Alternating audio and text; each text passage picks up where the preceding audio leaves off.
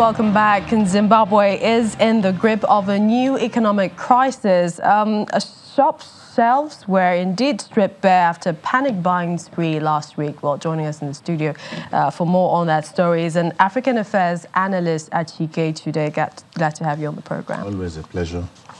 From all indices, do you think Zimbabwe is really open for business? I mean, the way things appear to have sunk so low, some would call it an economic conundrum there. Can the president, Mnangagwa, revive the economy? Well, there's an African saying that after the deep darkness comes the light of day, sometimes things, we have to get to the peak, before they get better. And really, the Zimbabwean situation, it's terrible. It's been like that for so many years. And so really, there's nothing new. But inflation has been exceedingly, high, about the highest in the world, so outrageous before now. And when Mnangagwa came in, one of the things he said was that they are going to play less politics, but more of trying to revamp the economy. Of course, we know that Zimbabwe has been in isolation for a very, very long time, with all kinds of sanctions being imposed on Zimbabwe as a result of so many things that happen within the system. Like a backlash, Robert Mugabe, and of course, so all of these things have been consequences of a lack of attention to the economy of Zimbabwe. A lot of people, left, people who were doing relatively well, especially the white farmers who left Zimbabwe. Do not forget that for years, Zimbabwe was known as the food basket of Africa and all of that. So all of these things has really, have really gone down the drain. So he said, when he came to power last year, that it's not going to be about politics anymore, but about the economy, about trying to get, foreign direct investment into Zimbabwe and trying to turn the economy around and all of that. It's about policies, economic policies, some of those policies that made it difficult for investors to come into Zimbabwe, that made them flee, that they are going to look at a lot of these things and change them. I'm also sure that he perhaps didn't plan this, his first term in office. But then looking at the political stakeholders, ZANU-PF and the MDC, do you think they would sacrifice partisan objectives to see that, Mnangagwa helps the economy revive? Well, I think it has gotten to a time when, Africa's elites would have to, go the extra mile.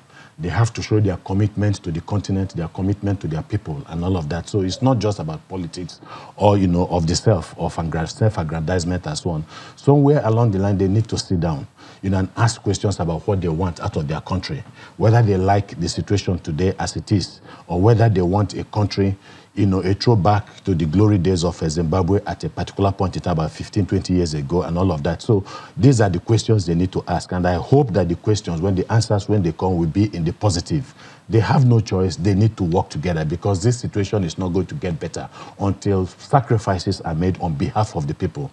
And so you would expect those, especially the MDC and the, ZANU-PF, the government in power, you would expect that if they are imbued with the right kind of, patriotic fervor, that would naturally lead them towards wanting to do the right thing, and that is to work together, to cooperate together, to try to bring Zimbabwe out of the woods. Interestingly, on the streets of Zimbabwe, you've mentioned the daily challenges a lot of people are facing, and then, these austerity measures. But do you see that, the government would address all of this in such a short time? Whether they can succeed is another thing, but I think the most critical thing, the most important thing is that they have seen that there's a problem in Zimbabwe, and that the problem is economic.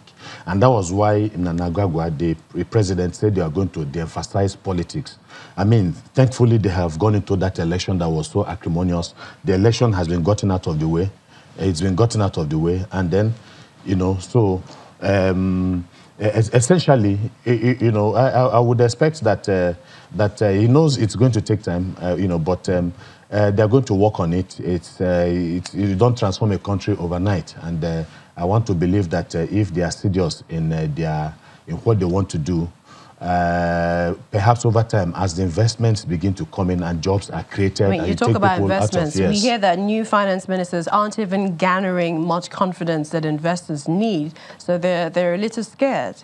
No, they will be scared, but again, the international community is also aware that there is a lot, of profit to be made from Zimbabwe. That there is a lot of, growth potential, the economic potentials in Zimbabwe. So I think it's a matter of time. It's about the government also looking for those,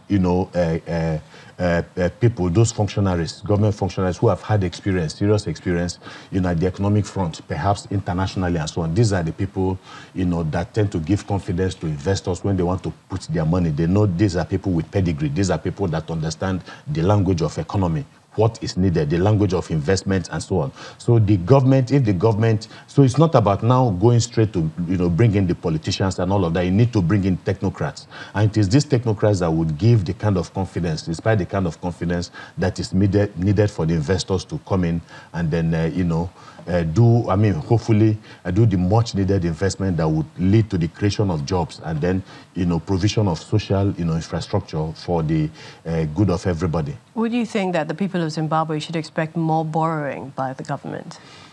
Well, if it becomes inevitable, I think it is inevitable. I mean, the economy is in a parlor state. How else are they going to generate the money that is needed to turn the economy, around? And clearly, Zimbabwe has always done well in the area of, mining and all of that. It has contributed about 50%, revenue to the economy. Agriculture is still, though it used to be, like I said, it used to be called, Zimbabwe used to be called the food basket of Africa. So it is possible that they can still get back to the glory days, but everybody, it's a period of belt tightening. It's a period of sacrifice by everybody, not just the leadership, but also by the people, themselves. And if they are serious about it, they are committed and they are resilient, I think it is a matter of time, before they will begin to see the dividends of, the new move towards economic emancipation, really. But again, they also have to play down on those things that have blighted the African continent. Corruption, for instance, cronyism, nepotism, and all of that.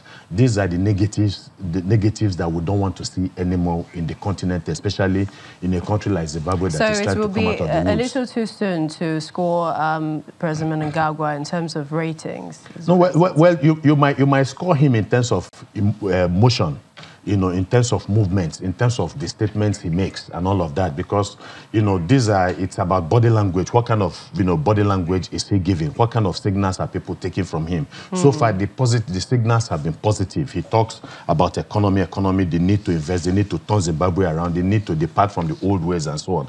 Well, as they say, talk is cheap. Sometimes you need to learn to walk the talk. All right. But then, I think maybe looking at his body language and all of that, if one, wants to score him, maybe one will be looking at perhaps a 6 to 7 over 10. All right. We'd like to thank you so much, Ajiki, today for your time on Network Africa. Yeah. In the meantime, a government initiative in Egypt aims to preserve the legacy of legendary artists and cultural figures by placing nameplates on the homes where they once produced their greatest works.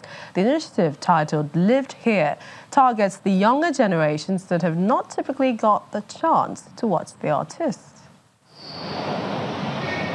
Some scour the streets of Cairo with placards they place on buildings where influential artists lived, in a government initiative that aims to resuscitate the memory of Egyptian influential cultural figures. The initiative, titled Lived Here, provides information about their careers through a phone application available for download. The initiative has a greater goal to inform the next generation of characters who have impacted the history of their nation. This will enable people to know part of their biography as a walk in the streets. If this sparks interest, they could start researching more about the influential figure, and this will help immortalize their legacy. The initiative also targets the younger generations that have not typically got the chance to watch legendary artists. When we started the initiative, we focused on the places where these personalities mostly lived. Most of them were born in other governorates or in the countryside. We placed the placards in the places that witnessed the biggest part of their creative careers on purpose. Lived Here was launched in September 2018 and has so far managed to put over 200 placards around different buildings in Cairo's neighborhood. For famous actors, including late legendary singer Abdel Halim Hafiz, actor Tawfiq El Dekin, and singer Shadia.